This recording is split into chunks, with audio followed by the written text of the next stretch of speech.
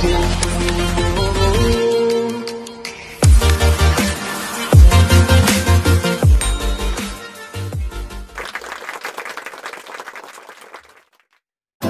pagi semuanya, Bio Education viewers yang setia kembali lagi bersama saya Agung Surya Gumula dalam acara channel YouTube tersayang kita semuanya, yaitu Bio Education Podcast, di mana podcast ini selalu membahas berbagai materi yang berkaitan dengan yang namanya coaching, parenting, dan motivating. Adapun misalnya ada Q&A dari viewers semuanya, terus ada juga terkait tentang dunia pendidikan dan lain-lain.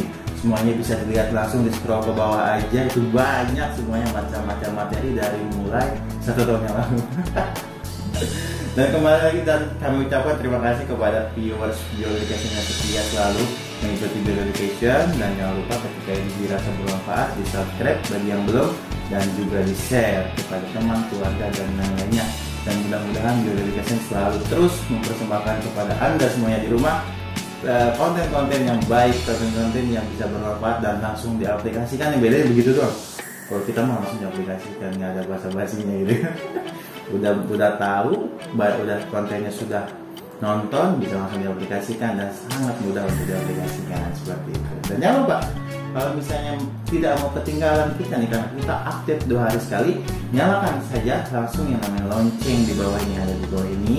Kalau mau bertanya juga ada juga di link deskripsi ya. Di deskripsi itu ada Telegram, ada WhatsApp, dan juga ada Gmail juga di sana. Silahkan langsung hubungi kami dengan salah satu platform yang disebutkan dari yang ketiga tersebut.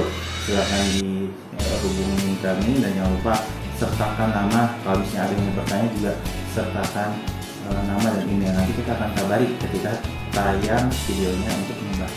Baik, dan semua pertanyaan yang masuk, semua request yang masuk pasti akan kami bahas dan pasti akan kami balas. Oke, pada hari ini kita bersama dengan Pak Doni. Halo teman-teman semuanya. Pak Doni, gimana nih? Sebenarnya sekolah udah 2 tahun online mulu nih. Iya. Rasanya ini ya, kayak udah lama banget gitu. Iya, 2 tahun berlalu berjalan dengan kondisi seperti ini. Anak-anak sudah lumrah ya Pak ya. Dimanapun itu mengadakan yang namanya sekolah online. Nah, ini kita sudah tidak terasa, ini sudah tahun ajaran yang baru nih sebentar lagi. Iya. Di bulan Juni dan masih online. Nah, banyak keluhan nih Pak Doni nih yang saya tangkap nih dari berbagai sumber, dari berbagai pengalaman terkait anak-anaknya itu katanya ketinggalan pelajaran. Ketinggalan akademik akibat ini online. Akibat online kan ya, ketinggalan akademik. Jadi yang dipikirkan orang tua itu seputar itu. Anak-anak tidak bisa mengejar pelajarannya. Anak-anak menjadi tanda kutip bodoh dalam memahami pelajaran karena online itu mungkin keterbatasan atau apa. Nah, itulah menjadi momok di masyarakat bahwa anak itu dicap bodoh kalau masuk sekolah. Iya.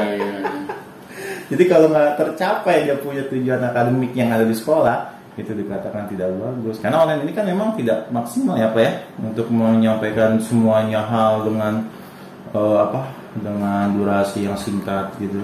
Harus semua materi masuk gitu ya. Wah, pusing ya Anda gitu kan. Ya kalau misalnya pendidikan online ini kita buat sama seperti dulu kita melakukan pendidikan offline, ya pastinya pendidikan online ini tidak pernah mencukupi. Iya, mumet juga gitu kan. Iya. Nonton layar terus gitu. Benar. Karena mindset yang ada di masyarakat bahwa pendidikan untuk anak itu hanya sekedar pendidikan akademis semata.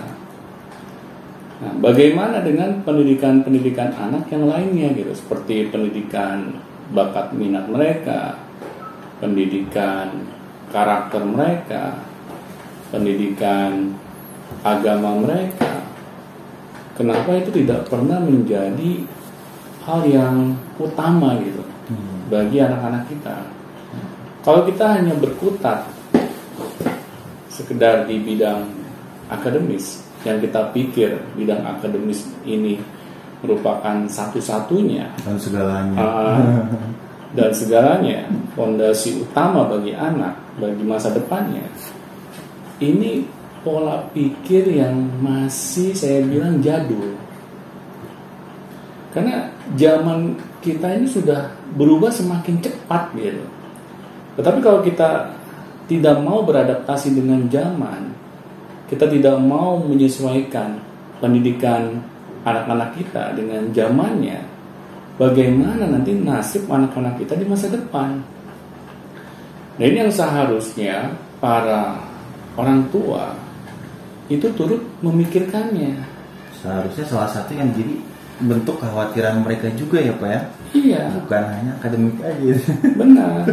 Karena kita kan sebagai orang tua kadang merasa sudah cukup ketika menyerahkan seluruh pendidikan anak-anak kita kepada pihak sekolah.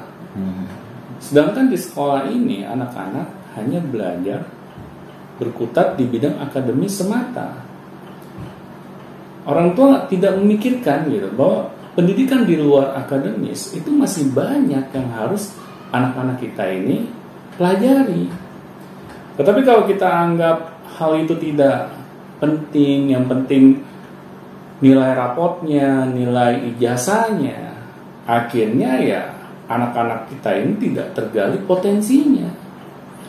Makanya saya tidak heran ya kalau misalnya nih banyak sarjana-sarjana yang menjadi pengangguran ketika mereka sudah menyelesaikan pendidikannya di tingkat universitas. Karena mereka tidak memiliki pijakan selain pendidikan akademis yang mereka miliki. Jadi kayak senjata, maksudnya apa ya? Karena dipentingkan banget gitu ya.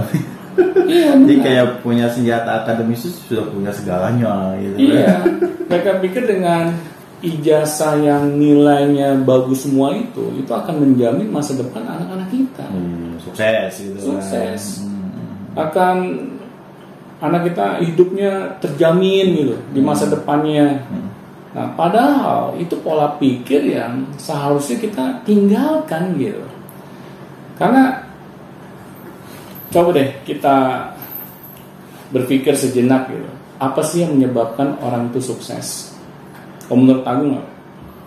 Sebenarnya sih orang itu sukses itu banyak faktornya Pak ya.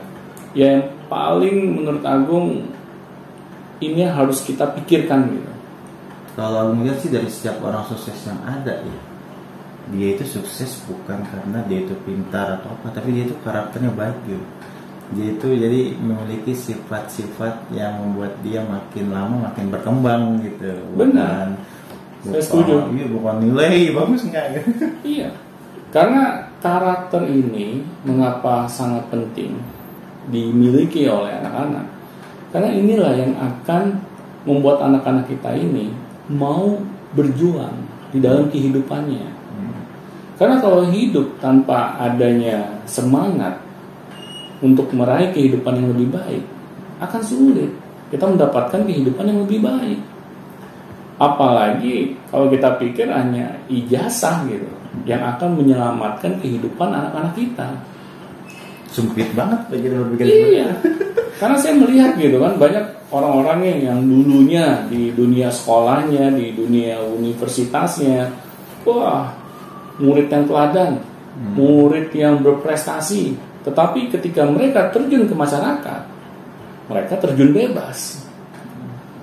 Mereka seperti tidak memiliki payung gitu, untuk mereka bisa bertahan hidup di masyarakat. Karena mereka hanya mengandalkan selembar ijazah saja. Sedangkan masyarakat kan melihat ini orang bisa apa, kemampuannya apa. Mengapa saya harus meng-hire dia untuk bekerja? Karya apa yang dia sudah miliki? Penting banget karya. Iya. Tetapi kalau itu tidak ada semua, hanya ijazah saja yang ditunjukkan. Meskipun nilainya bagus-bagus ya, iya. 90, 80, tapi nggak bisa apa-apa. Benar juga. Masyarakat nggak membutuhkan ijazah. Yang mereka butuhkan, kamu tuh bisa apa? Dengan saya mempekerjakan kamu, kamu akan memberikan apa kepada saya? Itu yang masyarakat inginkan gitu. Tetapi kalau itu tidak ada, akhirnya kan masyarakat juga bingung nih, mau diapain ya anak? manfaat anak ini apa nih? Benar. Apa yang bisa dimanfaatkan dari anak ini? Apakah anak ini bermanfaat atau tidak? Gitu kan? Apa Iya. hanya membebani saja? Benar, kan makanya coba deh kita lihat gitu ya, umumnya di masyarakat, kalau orang-orang yang fresh graduate dari tingkat universitas, terutama S1 ya, mereka ditaruh di posisi yang paling bawah atau di posisi yang ya nggak usah posisi paling atas loh, di tengah-tengah aja. Rata-rata sih memang kalau fresh graduate ya Pak ya, meskipun dia di S1 pasti posisinya harus ketahui ya yang paling bawah dulu. Kenapa kamu menurut Agung? Karena dia belum belajar apa-apa. Iya. Dia belum tahu apa-apa tentang Dia belum diri. bisa apa-apa ya kan? Iya. Nah ini kan jadinya masalah gitu. Jadi kayak kadang nggak sinkron juga dengan kuliahnya gitu kan. Nah itu tambah masalah. Iya mungkin repot lagi gitu ya. Iya, yang sudah sinkron aja Masih. belum tentu loh dia langsung mendapatkan posisi yang bagus. Karena ini banyak contoh kasusnya gitu. Ketika dia mulai start bekerja, bosnya berpikir wah ini anak langsung bisa perform gitu pekerjaannya. Ternyata kok dia dikit-dikit nanya, dikit-dikit nggak tahu. Akhirnya bosnya juga bingung gitu. Ini anak kayak bukan lulusan kuliah gitu. Kalau begitu ya sudah deh, mulai start dari posisi paling bawah dulu. Kamu ini harus training dulu nih ternyata. Padahal dia lulusan S1 yang seharusnya lebih baik dong dibandingkan yang lulusan hanya tingkat SMA. Kan dia sudah belajar gitu. Terus pekerjaannya juga sinkron dengan bidang kuliahnya.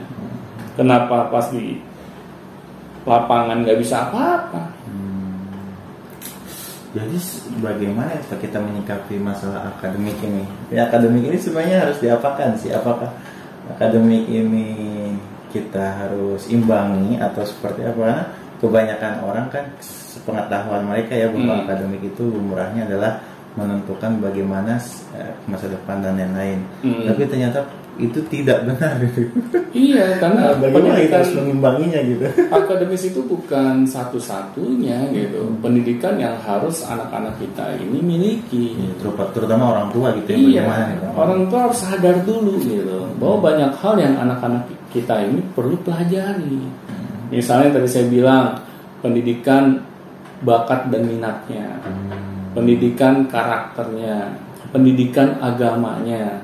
Karena ini semua yang akan menjadi fondasi utama bagi anak-anak kita ini dalam mereka memiliki karakter yang kuat gitu di dalam kehidupannya.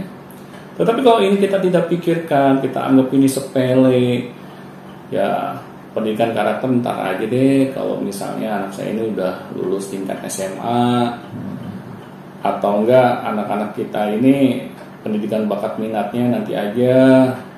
Kalau misalnya sudah waktunya mau kuliah, mepet-mepet gitu. Iya, mereka pikir hal-hal ini bisa dikejar secara instan gitu.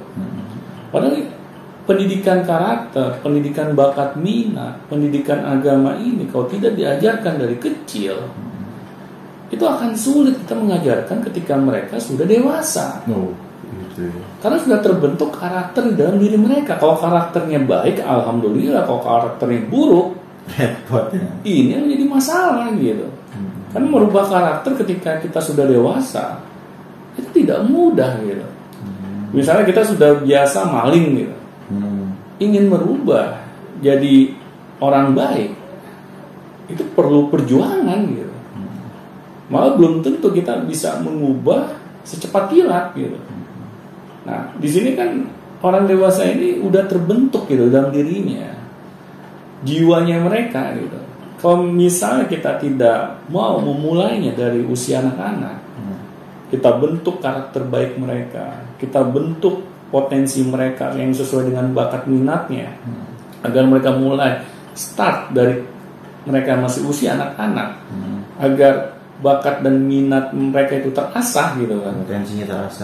Potensinya mereka terasa dan akhirnya ketika mereka dewasa, mereka sudah siap gitu untuk menunjukkan kepada masyarakat. Itu kan yang harusnya kita lakukan gitu. Gak kepikiran. Iya. Karena kalau kita apa-apa hanya mengandalkan, ya mohon maaf ya, selembar ijazah, selembar sertifikat. Paling yang dipikirkan dari mulai kecil itu, anak ini matematikanya nilainya berapa? Iya. Anak ini udah bisa baca belum? Anak ini berapa nilai IPS-nya sih? Tapi kita tidak melihat bagaimana nih perilakunya anak. Sopan nggak? Baik nggak? Terus apa nih karya anak kita? Sudah memiliki karya belum? Yang bisa ditunjukkan gitu. Kalau itu semuanya anak kita belum punya, ya jangan harap gitu. Anak kita akan bertahan hidup ketika mereka nanti dewasa.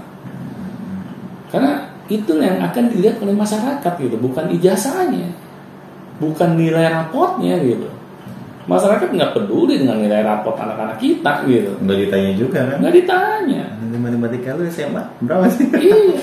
Buat apa coba? Anak kita misalnya nilainya 10 semua, pas disuruh kerja nggak bisa apa-apa. Terus karakternya menyebalkan, bikin bosnya naik darah. Ya. Jadi kan akhirnya anak kita akan sulit gitu, bisa bertahan hidup di masyarakat. Nah di sini orang tua ya saya himbau gitu, ayo kita pikirkan pendidikan anak-anak kita ini gitu, yang di luar akademis mereka.